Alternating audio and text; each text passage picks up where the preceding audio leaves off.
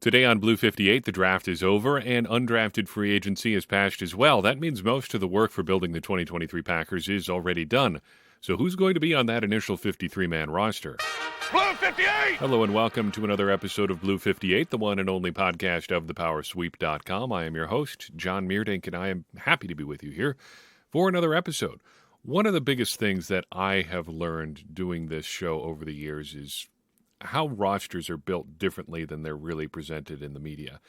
I remember growing up, we would get the sports section of the newspaper, mid-July, late July into August, and it's presented in the media, at least it was at the time, I think maybe less so now, but not a lot less so, is now this team is really figuring out what they've got on their roster. I don't think that's the case, and I don't think it's really ever been the case as long as we've been in the modern NFL, as long as we've been in the salary cap era, free agency, all that. Teams have a pretty good idea where they're at as soon as the draft is over. The last week, comes to an end. Teams make all their selections. They get who they get. They sign all their undrafted free agents.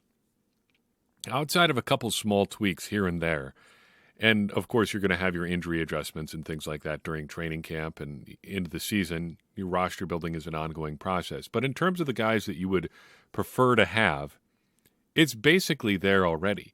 Most of the 53-man roster is already set. It's just a matter of guessing who's actually going to be on that roster. So that's what we're going to do today. We're going to sit down and work through every position, offense, defense, try to figure out who's going to be on this 53-man roster. And it's probably simpler than you would guess. Especially this year, I feel. A lot of the Packers roster is already set. But the thing is, going through and looking at every position individually, talking through who's actually on the roster, makes it a lot easier to see where the competitions are, where the actual locks are, and where there may be some spots up for grabs. And I think we will see some of that stuff painted out pretty clearly for us as we start looking through these roster competitions, the positions on the roster, the guys who are actually there. A couple assumptions. First, I am assuming, based on what we know about injury recovery timelines and what both Matt LaFleur and Brian Gutekunst have said, that both Rashawn Gary and Eric Stokes are going to be iffy for the start of the year. So I'm assuming, just to be ultra-conservative, that both of them are going to be on the physically unable to perform list. That's two roster spots that would be spoken for that are otherwise up for grabs. The second assumption is that draft picks are going to take precedence. And I think we saw that last year with Gutekunst putting all of his draft picks from the 2021 class or 2022 class on the roster. I don't know if we'll get quite there this year. There are a couple guys that I don't think are quite going to make it. You start talking about the real bottom of the safety depth chart. It's going to be hard, I think, for a guy like Anthony Johnson to make it, though. Just to spoil one of the 53 spots, I do think he's going to end up on there, just looking at some of the other names out there. But it's not the old Packers where they had a couple things. They had precedence for special teamers to be, or a special preference for undrafted free agents, I guess, because they needed guys to just fill out special teams. The Packers don't operate that way anymore. They sign guys just to play special teams. They spend actual money on special teamers, and they've gotten some better results than just filling out their special teams with undrafted free agent guys. And secondly, this is not the top-to-bottom talented roster where you've got some competition for spots where they're really trying to foster that competition. They're in rebuilding mode, so they're throwing a bunch of draft picks at the roster, and they're trying to see what they have in those draft picks too, so they want to give them a little bit of extra time. So those are the assumptions. Let's talk about what we've got on this 53-man roster as of May 4th, as I record this, 2023. We're a long way from the start of training camp, but I think we're basically there as far as what this roster is going to look like. First position out of the gate, we always start with quarterback, and this one I think is one of the easier ones. Recent history has shown us that the Packers want to keep two quarterbacks on their 53-man roster, and this year I don't think there's really any reason to go beyond that and keep a third one. So they'll go two guys on the 53, a third guy on the practice squad. That's probably one of the things we'll see movement-wise between now and the start of training camp. They're probably going to get a fourth quarterback just to take reps in practice, but I think the two guys on the roster are going to be Jordan Love and Sean Clifford. You wouldn't draft Clifford in the 5th round if you didn't think you needed somebody at quarterback. And just the mechanics of his salary mean that he is probably going to be on the roster unless something goes horribly wrong with how he's playing the quarterback position in training camp. I think Danny Etling is going to end up on the practice squad. I think they've just put enough time in with him that they want to keep developing him. Whether or not that's a sunk cost issue at this point, I don't really care because it's the third quarterback. It's a guy who's going to be on the practice squad. Not really a huge deal. Running back. 2 obvious locks here. Aaron Jones and A.J. Dillon are going to be on the 53-man roster. Probably the last time we'll say that about both of them. I think one or both of them will be around in 2024, but I think this is probably going to be the last go-round for that backfield pairing together. The third running back, and I've only got them keeping 3 as of right now, is going to be Lou Nichols, and I think that's just because he's a draft pick this year. That's not going to say there's not going to be any competition, because I think there is. You've got 2 really good candidates, I think, for that third running back spot other than Nichols. Nichols, of course, the draft pick this year, but don't forget about Tyler Goodson, the little small speedster running back type guy, and Patrick Taylor, both of whom I think will have something to say about that third running back spot. Taylor, in fact, of the 3, might have the clearest path to the roster just because of what he offers on special teams. However, the Packers have also made a bunch of moves elsewhere that might take those sorts of reps away from a guy like Patrick Taylor, so he may not have quite as clear of a path to the 53 as he would have had last year if things were the same across the board. But I think you really can't ignore his special teams contributions, particularly what he does on punt coverage and his blocking in particular on those punt plays. So don't ignore those other 2 guys. Nichols may have the inside track just as a draft pick, but I don't think it's locked up yet, put it that way. Wide receiver gets interesting too, because what do you keep really spots 3 through 6 if they keep 6? I don't think they'll go super low. I think they're going to try to use this as almost a tryout year for a bunch of guys.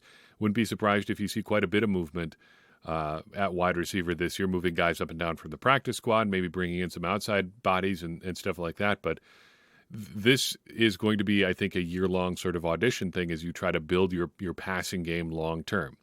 But of the 6 that I think they're going to keep on the roster right now, I think 3 are absolute locks, and those 3 should be pretty obvious. Christian Watson, Romeo Doubs, and Jaden Reed. Now, Watson's roster spot, he might have the strongest hold on his position of any non-veteran player, really any rookie contract player. I guess Jordan Love is technically still on his rookie deal, though he did sign the extension. But anybody who's been playing less than 4 or 5 years in the league, I would have a hard time finding somebody who has a stronger hold on their position than Christian Watson. He's one of the current gems on the Packers right now, and they'll protect him at all costs. He's not going anywhere. Jaden Reed, absolute stone-cold lock as well. He would have to forget how to play football between now and July to have his roster spot be in any kind of jeopardy. Now, Romeo Doubs, I probably am less high on him than a lot of the people out there. I think he coasted a lot of the season on a really strong training camp, and overall, his rookie season was just okay.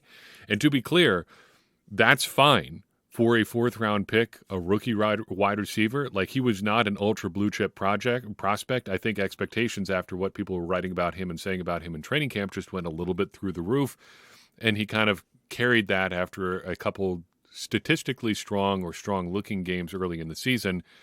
But after, week 7, 8, basically a non-factor, part of which was due to an injury, I just don't think that his long-term future in Green Bay is super assured. Nevertheless, he is one of the 2 default most experienced receivers in Green Bay right now, so his roster spot is really not in jeopardy.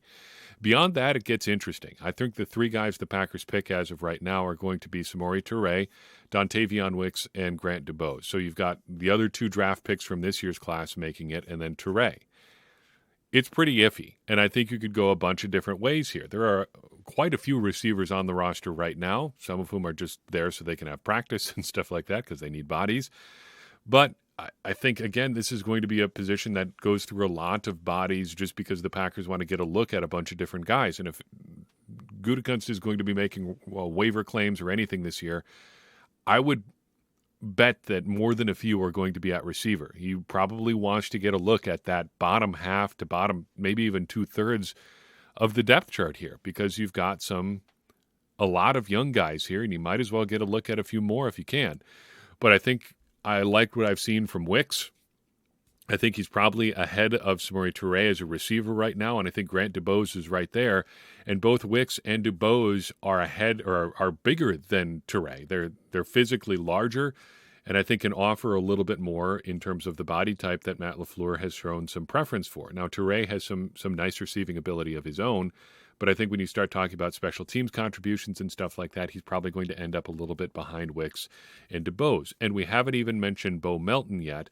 I think he may be in for a stint on the practice squad just because the Packers have shown some pronounced interest in him now over a couple of seasons. They said they were interested in him in the draft, and then he goes to Seattle. The Packers end up picking Samori Toure, but the Packers bring him in on waivers late in the year.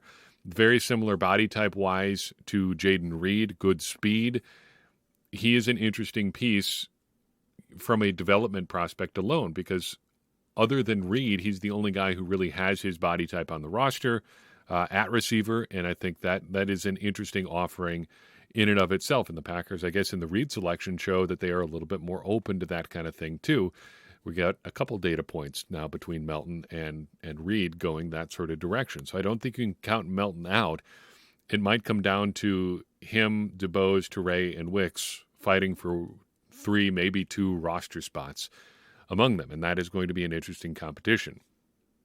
Tight end is not an interesting competition. You've got 3 spots locked up right now. Josiah DeGuara is your default number 1 tight end right now, tight end in air quotes because he really doesn't do traditional tight end type stuff. But beyond that, Luke Musgrave and Tucker Kraft are absolute locks. I don't know if Tyler Davis is assured a roster spot right now, but nobody played more special team snaps in 2022 than Tyler Davis on the Green Bay Packers. He was out there all the time. He did everything for Rich Bisaccia, and he was a key part of the field goal unit, blocking at a much higher level than Tyler Lancaster did. You just wonder how things would have been different if a guy like Tyler Davis had been around in 2021 rather than Tyler Lancaster inexplicably blocking on field goals and getting at least 2 kicks blocked over the course of the season. You know, when you ignore special teams, bad things happen to you. And that is just one of the iron laws of football. And the Packers, even if they weren't like perfect on special teams in 2022, they at least avoided a lot of the really stupid errors that have popped up, you know, between 2019, 2020, and 2021. Yeah, they did. I think they had at least 1 punt block this year, but it felt different overall. Still a ways to go on special teams, but in year 2 of the Rich Bisaccia era, I'm feeling pretty good. Other than those 4 guys, though, I don't know if anybody's really got a strong case to make the 53. Maybe I'm asking for too much here. I already got my 2 draft picks at tight end, but I would love to see Austin Allen make a push for a roster spot too, just because I think he's such an interesting prospect, being so tall, just unusual, just like a really, really tall receiver. And I think that would be an interesting thing to see. But honestly, it's probably these 4. And of those 4, Davis might be the most vulnerable, but you talk about special teams contributions mattering. Nobody put more out on special teams than Davis did last year. Offensive line. This is another interesting one, just in terms of the amount of guys who are first locked, I think, onto the roster, and then real prospects that the Packers have poured a lot of time and resources into. So the absolute locks, I think there are 6 of them. You've got your incumbent 5 starting linemen, David Bakhtiari, Elton Jenkins, Josh Myers, John Runyon, and Yosh Nijman. Probably your starting lineup. If they had to play a game tomorrow, those would be your starting 5. I don't think there's a lot of objection to that. Beyond that, you've got Zach Tom as the top backup at, well, basically every position, and I wouldn't be surprised to see a real push for him at center this year. I don't think the Packers are sold on Josh Myers specifically. I don't think he gave them a lot of reason to be sold on him in 2022. And I think Zach Tom is going to get a real chance to show what he can do at center this year because they think that's his best position. Beyond those 6, though, you've got 2 questions. First, how many are the Packers going to keep? And secondly, more obviously, who are those going to be? Right now, I think there are going to be 4 guys beyond those top 6. So the Packers would keep 10 offensive linemen, and 10 seems like a pretty reasonable number. Those other 4 are going to be Royce Newman, Sean Ryan, Luke Tenuta, and Rasheed Walker. So between Newman and Ryan, you've got 2 guys who can theoretically play both guard and tackle. And that's, I think, important to this year's Packers team because there aren't a lot of real interior lineman prospects in the pipeline. Ryan is one such prospect, but we really don't know all that much about him. Kind of the Packers' man of mystery right now. Last year's third-round pick got a grand total, I think, of 1 snap last year. And coming back off a PED suspension, he's got a long way to go, I think, to show that he can be a real contributor to the Packers this year. Royce Newman has had his ups and downs, a lot more downs than up, I think, unfortunately. But he, too, has had quite a bit of experience for the Packers, if nothing else. So I think he gets a nod as a backup guard for the Packers right now. So your backup guards are Newman and Ryan. Then your tackle prospects are Luke Tenuta and Rasheed Walker. I think the Packers like Walker after taking him late in the draft last year. I think of the 4 big guys, the 4 really big tackles the Packers have on their roster right now, he is probably the closest to being something just because of his college pedigree combined with his size and athleticism, but I think Luke Tenuta is right there behind him as well. So you've got Tenuta and Walker, your backup tackles, and then that means that Caleb Jones and Kadeem Telford are on the outside looking in. And I think one or both of those guys probably ends up on the practice squad. Now, there's one name we haven't mentioned here that the Packers have been very high on over the past couple of years, and that's Jake Hansen. Looking at the roster right now, I have a real hard time making a case for Hansen to make the roster because who do you knock off instead? Royce Newman is a long-term starter for the Packers. Maybe not. Maybe that's a bad way of putting it.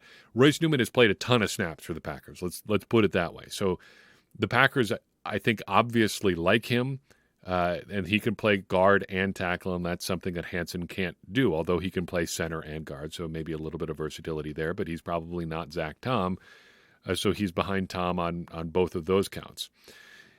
You also have these developmental tackles in the pipeline that you're really going to have a hard time cutting given the amount of time and resources you put into them, especially considering that tackle is probably a more valuable position than guard. And then you've got Sean Ryan complicating this too, because do you really want to cut your third-round pick from a year ago in favor of Jake Hansen, who has not exactly set the world on fire in his opportunities with the Packers? So despite the Packers bringing him back again, I really have a hard time getting him to the 53-man roster right now, which probably means that the Packers will say, well, obviously we're going to keep Jake Hansen. Why wouldn't we? And he'll end up on the 53 this year. Such are the pitfalls of talking about the Packers when you're not actually a member of the Green Bay Packers. But I think you see what we're talking about here when you start looking at these roster spots where there might be holes or trouble spots or things like that, because talking through the offensive line, I'm still concerned about the interior line. I think you have to have at least some degree of concern there because there just isn't a lot of depth, developmental or otherwise, at guard or center. Zach Tom, yes, but Zach Tom can't solve 3 positions at once. You can't be the top backup at 3 positions or can't have one guy be your top backup at 3 positions and just say, hey, we're doing great here. This is awesome. Because I think the Packers have some real needs at the guard spot. And we saw how quickly you set up this kind of cascade of dominoes.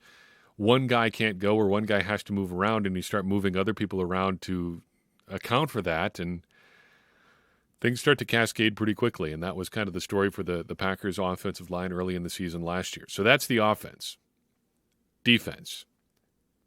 Not at quite as many locks, I think, on defense, but still some pretty firm ones. Defensive line, 3 locks, I think, for sure. Kenny Clark, obviously. Devontae Wyatt, pretty obvious, too. And then TJ Slayton beyond that. You've got your 2, depending on how you want to stack these guys, you've got 2 starting ends and a nose tackle, whether it's Slayton at the nose and Clark and Wyatt at ends, or Clark on the nose. They might bump Slayton out to the end, although he is almost exclusively been a nose for the Packers. It would be a bit of a departure to have him on the as an end, but you never know. Beyond that, I think Jonathan Ford, Colby Wooden, and Carl Brooks are going to make it. Wooden and Brooks I have in there right now just because they're defaulting into their roster spots as draft picks. And then you've got Jonathan Ford, who is, again, more of a concept than a person at this point because we barely saw him last year. He was around in the preseason, but then he was on the 53 and then a healthy scratch for 17 consecutive weeks. An amazing performance by Jonathan Ford. That's incredible work if you can get it. Again, I joked a couple times last year that we should nickname him Bigfoot or Sasquatch or something like that because he's this huge guy, but mainly just exists as a rumor or a line item on a roster sheet. It'll be interesting to see what he is here in year 2, but right now I have him defaulting to the 53 along with Brooks and Wooden. Now, this does leave Chris Slayton on the outside looking in, and he's a guy the Packers have put quite a bit of time into last year, and I guess have kept him around this year. And I was surprised over the course of the season last year that he never made it to the 53, especially considering how many issues the Packers had stopping the run. And if nothing else, Slayton is a big body who has shown that he can be a big body. He hasn't shown a whole lot other than that. He seemed pretty solid in training camp last year, some of the preseason stuff, and has that over both Brooks and Wooden. Brooks is bigger than Wooden, but Wooden certainly on the smaller side. And you need a certain amount of 300-pounders to make your defense go. And Slayton, if nothing else, is that. And I think we could count on him for being a practice squad candidate, if nothing else at this point. At the edge spots, I think there are 5 spots to be had here, 4 of which I would qualify as locks. Preston Smith and Lucas Van Ness are going to be your starters to begin the season, with Rashawn Gary, we're assuming, coming back slowly, maybe on the physically unable to perform list. Beyond that, Kingsley Enagbare is your third edge rusher, a lock to make the roster. Justin Hollins, the Packers re-signed him, so you would have to assume he's basically a lock too.